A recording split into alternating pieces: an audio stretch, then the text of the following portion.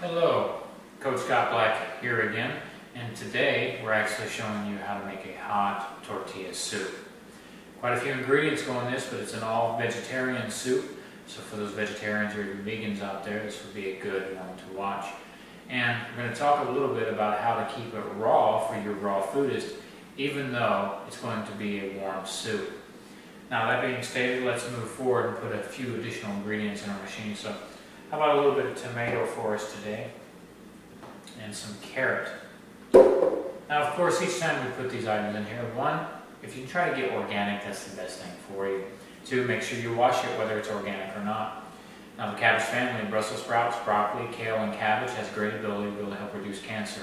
Colon cancer reductions is seen as great as 60%. Breast cancer reduction is as great as 40 and 50%. Now some research is showing me I might be able to reduce prostate cancer by 100% inside of females. So we're going to put this cabbage in here.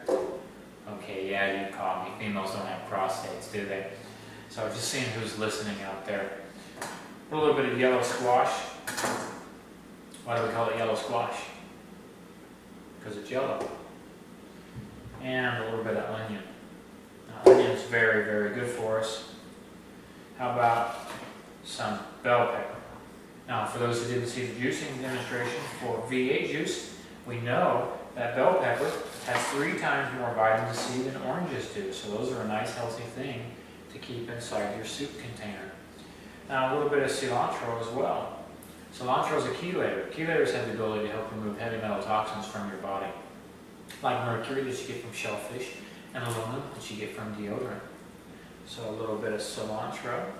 Now, for those who are daring, we put a little bit of jalapeno in here to keep it nice and warm. So we're going to go ahead and put a little bit of jalapeno in here. And we need a little bit of garlic. Now then we'll grab the garlic.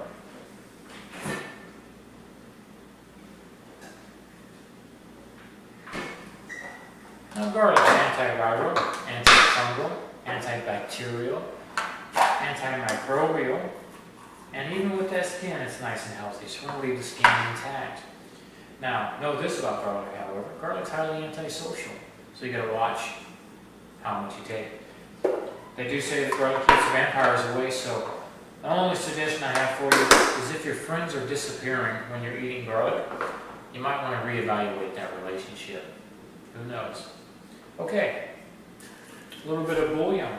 Now this bouillon that I use is called Better Than Bouillon. I use Better Than Bouillon, yes again, because it's better than bouillon. Now the reason I think it's better than bouillon is because it does not have any MSG. Monosodium glutamate has been linked to causing brain lesions, so you want to stay away from that as much as possible. I'm going to put a little bit of celery. I'm going to use celery as a spoon here. Better Than Bouillon. You can find this at most local public grocery stores. It's in the soup aisle, not the spice aisle. It's organic, and this happens to be a vegetable base. They do make ham, beef, clam, several others. Now how about a little bit of spice? This spice is called blended up spice. I'm not going to put too much, but it does have some cumin, some paprika, some chili pepper. Be a nice tortilla soup when it all is said and done. So now the Vitamix soup. For those who've never heard of Vitamix, absolutely can make hot soup.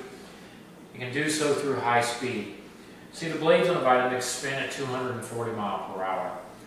That kind of speed allows you to do things that you can't do in a normal blender, like make hot soup.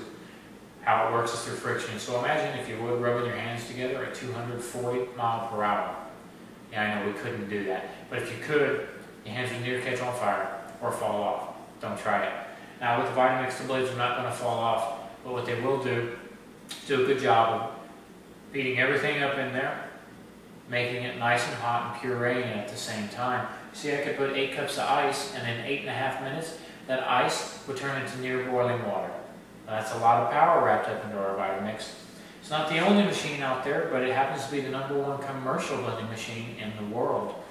See, we're in Outbacks, Applebee's, Chili's, Red Robin, Red Lobster, Jamba Juice and Smoothie King, Top Chef, Iron Chef, Hell's Kitchen, and Chopping Block all use Vitamix machine because of the high quality behind the machine.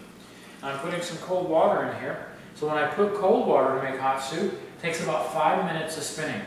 So we're obviously not going to have you watch the video for 5 minutes.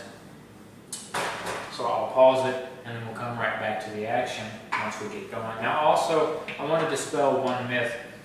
There are certain blending companies out there that will tell you that Vitamix always needs a tamper device.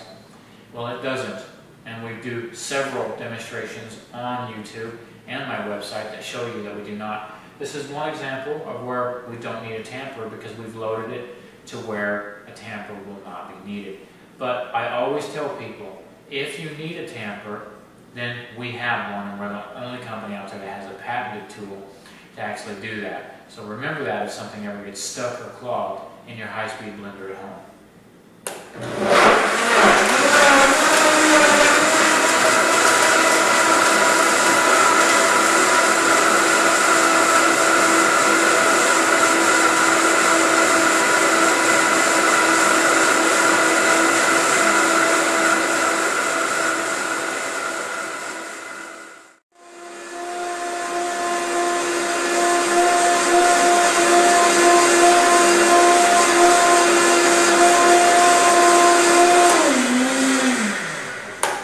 Now we should have a nice hot soup. Now remember I told you earlier about keeping it raw. Let's talk a little bit about that. First, I want you to notice, nice and hot. You should be able to see that steam. So I brought this to a temperature between 130 and 140 degrees. Now the Vitamix can boil water, so you have to pay particular attention if you do want to keep this raw. Now what's considered raw? Well, usually raw is never cooked, not touched by heat at all. But when it really boils down to it, and no pun intended, enzymes are one of the key factors that we're actually looking for. See, your fresh fruits and vegetables have enzymes in them. Most enzymes start to denature at 108 degrees. Now, I don't know of one enzyme on the market that can actually survive over 122 degrees. So between 108 and 122 is where that zone is that you want to keep it nice and healthy. So anyway, this is a nice hot soup. Now one thing you can do additional is you can add texture. So we're going to add texture in the form of beans. I usually use black beans, but I'm out of those today. And corn. Stir them in, those are pre-cooked. Then you can have a nice chunky soup when spun on the low speed. Now, we did say tortilla soup, so one additional item we have to add is tortilla. Now in this case, we're just going to put some tortilla chips just right on top of our soup. There you go. Now that makes for a really great tortilla soup. Bon appetit, and again, you can find us at www.coachscottblack.com. Have a great day, and we look forward to seeing you. Bye.